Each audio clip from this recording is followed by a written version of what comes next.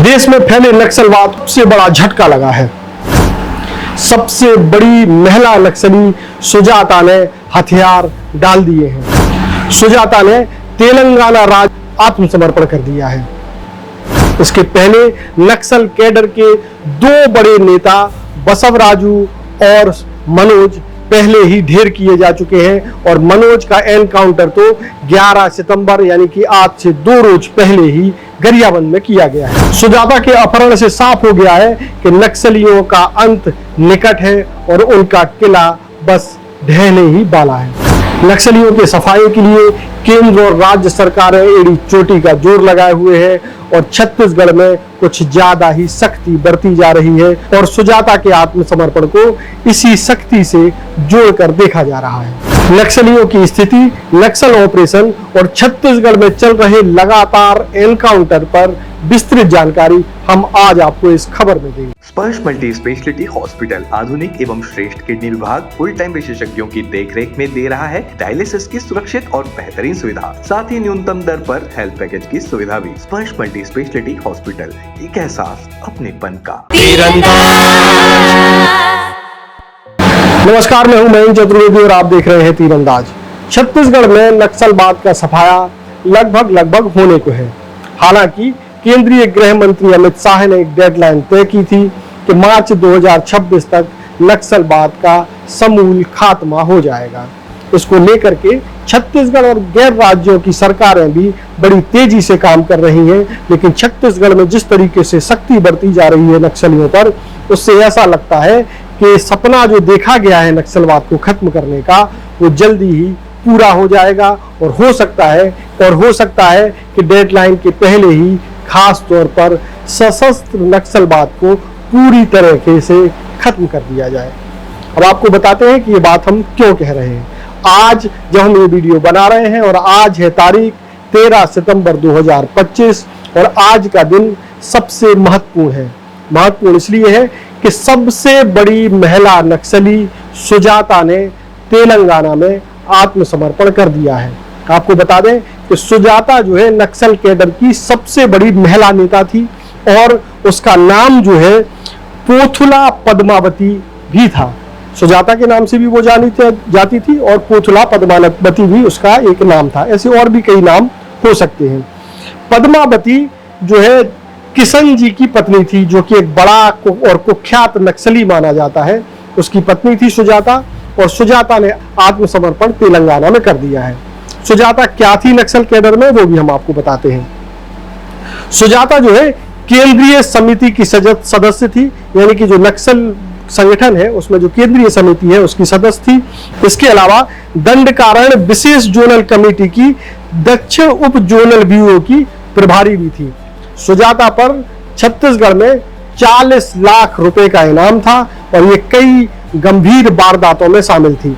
सुजाता इतनी कुख्यात थी कि बस्तर रेंज के जो जिले हैं और जो थाने हैं, उन अलग अलग जिलों के थानों में 75 मामलों में सुजाता जो है वांछित है, यानी कि पुलिस को इसकी 75 मामलों में तलाश है। नक्सली वारदातों को अंजाम देने में सुजाता को बहुत बड़ा मास्टरमाइंड माना जाता है। सुजाता के इस आत्मसमर्पण को जो है बहुत ही सीरियसली अगर देखा जाए तो इससे साफ है कि नक्सल संगठन में एक भूचाल आ गया है। अभी तक जो है जिस तरीके से नक्सलवादी हावी होते रहे हैं, अब ये जो भय वाला जो मामला था वो आम जनता से शिफ्ट होकर के अब नक्सलियों की ओर जाता हुआ दिखाई दे रहा है। बहुत सारे नक्सली लगातार सरेंडर कर रहे हैं, लेकिन सुजाता का जो सरेंडर है ये बताता है कि केंद्रीय जो सब कमेटी है उनकी, उनमें भी एक खलबली मच गई है और अब जो है लोग अपनी, यानी कि नक्सली जो है अपनी जान बचाने के लिए ज्यादा फोकस्ड है और वो चाहते हैं कि उनकी जान बच जाए। उसका एक वजह ये भी है कि 2 रोज पहले यानी कि 11 सितंबर को मनोज नामक बड़ा नक्सली नेता मुठभेड़ में मारा गया। ये मुठभेड़ जो है गरियाबंद जिले में हुई थी। गरियाबंद का मैनपुर इलाका है। वहां बताया जा रहा है कि मनोज आया हुआ था, सुरक्षा बलों को उसकी सूचना मिली और उसको घेर लिया गया। अब सबसे पहले आपको बताते हैं कि मनोज की हैसियत क्या थी नक्सल संगठन में। मनोज को जो है बालकृष्ण के नाम से भी जाना जाता है, भास्कर के नाम से भी जाना जाता है और बालन्ना और रामचंद्र के नाम से भी जाना जाता है। उसके अलग अलग नाम थे। 11 सितंबर को जो मुठभेड़ गरियाबंद जिले के मैनपुर में हुई, उसमें 10 नक्सली मारे गए थे।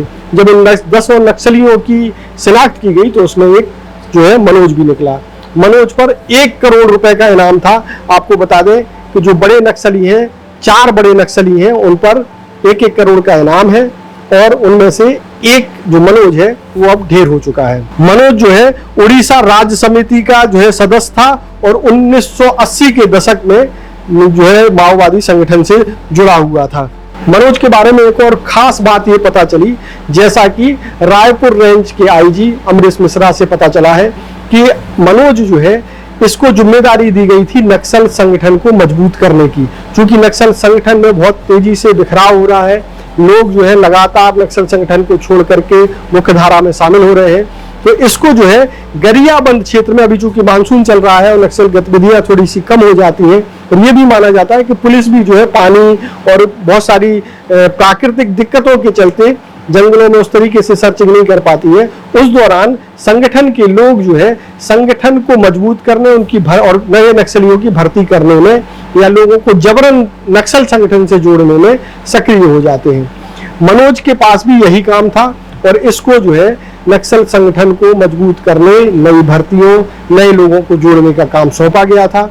उसी सिलसिले में, चूंकि आपको बता दें कि गरियाबंद उड़ीसा से लगा हुआ है, तो ये उड़ीसा और गरियाबंद में इसी काम को अंजाम देने के लिए सक्रिय था। पिछले 1 साल से इसकी सक्रियता बताई जा रही थी। पुलिस और सुरक्षा बलों की लगातार इस पर नजर बनी हुई थी और जब ये बात प्रमाणित हो गई कि ये मैनपुर के जंगलों में मौजूद है, अपने साथियों के साथ मौजूद है, तब पुलिस और सुरक्षा बलों ने इसकी घेराबंदी की और 11 सितंबर को इसको ढेर कर दिया गया। इसके पास से एक AK-47 राइफल भी बरामद की गई थी। तो आप ये देखें कि सितंबर का महीना सुरक्षा बलों के लिए एक बहुत बड़ी सफलताओं के साथ दिखाई दे रहा है कि 1-2 दिन पहले 1 करोड़ के बड़े माओवादी का एनकाउंटर होता है और इसके 2 दिन बाद 13 सितंबर को सुजाता जैसी बड़ी महिला नक्सली आत्मसमर्पण कर देती है, हथियार डाल देती है। आपको बता दें कि इसके पहले यानी कि मई महीने की 21 तारीख को एक सबसे बड़ा नक्सली यानी कि पोलित ब्यूरो का जो महासचिव है, यानी कि नक्सल संगठन का जो महासचिव था बसव राजू, उसका एनकाउंटर किया गया था। अबूझबाड़ के जिलों में जब मुठभेड़ हुई थी तो पुलिस ने मुठभेड़ के बाद करीब 27 डेड बॉडी बरामद की थी। उनमें से एक डेड बॉडी बसव राजू की भी थी। बसव राजू पर भी 1 करोड़ रुपए का इनाम था और ये सबसे खास बात यह है कि बसव राजू ने लिट्ठे के साथ भी काम किया था। लिट्ठे वही जो श्रीलंका में सक्रिय था, लिट्ठे यानी कि liberation tiger of Tamil Eelam, जो कि श्रीलंका की सेना के लिए एक बड़ा सिरदर्द हो गया था। हालांकि लिट्ठे के प्रमुख प्रभाकरन का भी एनकाउंटर हुआ और वो मारे गए थे, श्रीलंका में मारा गया था। और यहाँ ये बसव राजू जो ट्रेनिंग लेकर के आया था वो 21 मई को ढेर हो गया था। कुल मिलाकर के साफ है कि नक्सलवाद अब जो है अपने खात्मे की ओर है। एक बात ये भी सामने आ रही है कि जिस सक्रियता से और सख्ती से बस्तर में नक्सल ऑपरेशन को अंजाम दिया जा रहा है, उससे बहुत सारे नक्सली आत्मसमर्पण करने के अलावा कुछ ऐसे भी हैं जिनका दिमाग अभी भी ठिकाने नहीं आया है और वो दूसरे राज्यों, दूसरे जिलों में जाने की कोशिश कर रहे हैं। मनोज इसी का उदाहरण है कि वो बस्तर के को छोड़ करके जो है गरियाबंद में सक्रिय था। उसको लगा कि वो गरियाबंद क्षेत्र में अपना नक्सल ऑपरेशन को चला सकता है, नई भर्तियां कर सकता है, नए लोगों को बरगला सकता है, लेकिन उसका भी अंत हो गया है। इन 2 बड़े एनकाउंटर के बाद नक्सली संगठन में खलबली का एक उदाहरण सुजाता के एनकाउंटर के रूप में सामने आया है। तो इस तरीके से नक्सलवाद छत्तीसगढ़ में अंतिम सांसें गिन रहा है। सबसे बड़ी महिला नक्सली सुजाता के आत्मसमर्पण को लेकर के बस्तर रेंज के आईजी सुंदर राजपी क्या कह रहे हैं, ये भी आप सुनिए। आज दिनांक 13 सितंबर को प्रतिबंधित एवं गैर कानूनी सीपी महोदय संगठन की सेंट्रल कमेटी मेंबर सुजाता उर्फ कल्पना द्वारा तेलंगाना पुलिस के समक्ष आत्मसमर्पण की गई। वर्ष 2025 में सीपीएम महोदय संगठन के general secretary Basavaraju, central committee member Gautam, state level committee cadres Sudhir, Renuka, Bhaskar Rao सहित 250 से अधिक महोदय कैडर के डेड बॉडी को DRG, STF, cobra, Bastar fighters, CRPF, BSF, ITBP, SSB एवं अन्य सुरक्षा बल द्वारा विभिन्न मुठभेड़ के पश्चात बरामद की गई। इस अवधि में शासन के पुनर्वास पॉलिसी से प्रभावित होकर 850 से अधिक महोदय कैडर द्वारा समाज की मुख्य धारा में शामिल होने के उद्देश्य से आत्मसमर्पण भी की गई। इन सब तमाम परिस्थिति में सीपी महोदय संगठन की सेंट्रल कमेटी मेंबर तथा दंडकारण्य स्पेशल जोनल कमेटी की साउथ सब जोनल ब्यूरो का प्रभारी सुजाता उर्फ कल्पना द्वारा आत्मसमर्पण करना एक महत्वपूर्ण घटनाक्रम के रूप में देखा जाएगा। सीपी महोदय संगठन बिल्कुल दिशाहीन और नेतृत्वहीन होते जा रहा है। शासन की मंशानुरूप तथा क्षेत्र की जनता का इच्छानुरूप सुरक्षा बल द्वारा महोदय संगठन के खिलाफ प्रभावी अभियान आने वाला समय में संचालित की जाएगी, ताकि सीपी महोदय संगठन की खात्मा को हम बहुत जल्दी सुनिश्चित कर सकता है।